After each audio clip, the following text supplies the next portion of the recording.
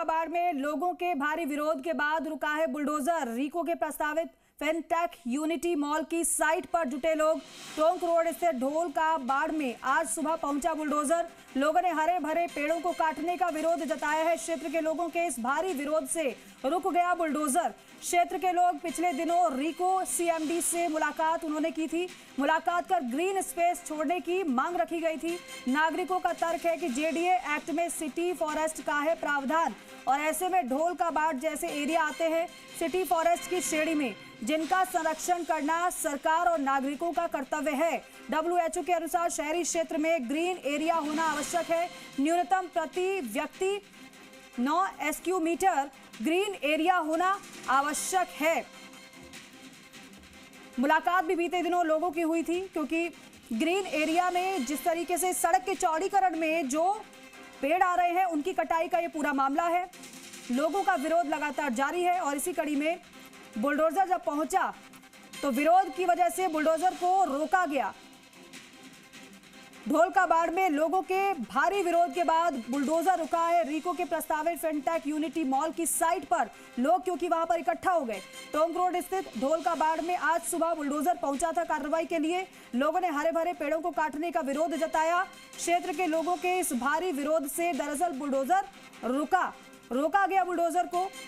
क्षेत्र के लोग पिछले दिनों रीको सीएमडी से मुलाकात भी कर चुके हैं और मुलाकात के दौरान उन्होंने अपनी बात रखी थी। मुलाकात कर ग्रीन स्पेस छोड़ने की मांग रखी थी कि जो ग्रीन स्पेस है उसे छोड़ा जाए।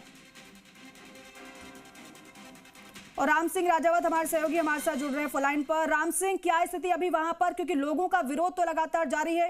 कार्रवाई के लिए बुलडोजर पहुंचा लेकिन विरोध इतना ज्यादा हुआ कि बुलडोजर को रोकना ही पड़ा। क्या लोग कह रहे हैं अब? देखिए, ये ढोल का जो बाड़ है, यहाँ पे रीको का पुराना प्रोजेक्ट था। जब ये जमीन आबाद की गई थी तब रीको का प्लान था, लेकिन ये जमीन लिटिगेशन के चलते ये प्रकरण लंबित हो गया। उसमें 58 बीघा जमीन एक है और बाकी का पोजीशन रीको के पास है। लेकिन जो 58 बीघा जमीन है उसमें मामूली न्यायिक विवाद की वजह से अटका हुआ है। हालांकि सुप्रीम कोर्ट रीको के पक्ष में फैसला भी कर चुका है, लेकिन इसके बावजूद सिंगल बेंच का स्टे आज तक रीको नहीं हटा पाया। मामूली जो है कमियां हैं उसको दूर नहीं कर पाया। तो लोगों का ये कहना था कि अप्रोच मेन टोंक रोड से होनी चाहिए अगर रीको को प्रोजेक्ट बनाना है तो। लेकिन जो पीछे की साइड में जो ग्रीनरी है, जंगल है, उसको रीको उजाड़ने में लगा हुआ। तो लोगों का विरोध ये था कि ग्रीनरी रखी जाए, क्योंकि आसपास में काफी घनी आबादी है, तो आबादी के लिए ये ग्रीन स्पेस छोड़ा जाए, ये लोगों की मांग है। और लोगों का कहना है कि रीको का प्रोजेक्ट वैसे भी वाइबल नहीं है, क्योंकि मामूली रास्ता है, उस रास्ते में वो प्रोजेक्ट बनना भी संभव नहीं है। तो लोगों का ये तर्क था कि पहले मुख्य जो टोंक रोड का जो जमीन है वो जमीन लेकर के जो रीको है प्रोजेक्ट बनाए, पीछे की साइड के जंगल को नहीं उजाड़ा जाए। ये ग्रीनरी के लिए जरूरी है और वैसे भी WHO की जो मानदंड है उसके अनुरूप ग्रीनरी छोड़ी जानी आवश्यक है।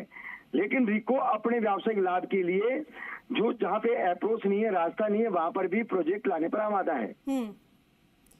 लेकिन अगर ऐसा है राम सिंह, तो फिर अब क्यों यहाँ पर आगे इस तरीके से बढ़ा जा रहा है? क्यों नहीं फिर लोगों की सुनी जा रही है? देखिए, लोगों ने अपनी बात रख दी है। सीएमडी से भी मुख्य उनके ऑफिस जाकर के मुलाकात के अपनी तथ्य भी रखे हैं। इसके बावजूद भी बुलडोजर मौके पर आ गया तो लोगों का विरोध बढ़ गया और लोग बुलडोजर के आगे आ गए कि हमारी बात को सुना जाए, हमारी बात को रखी जाए।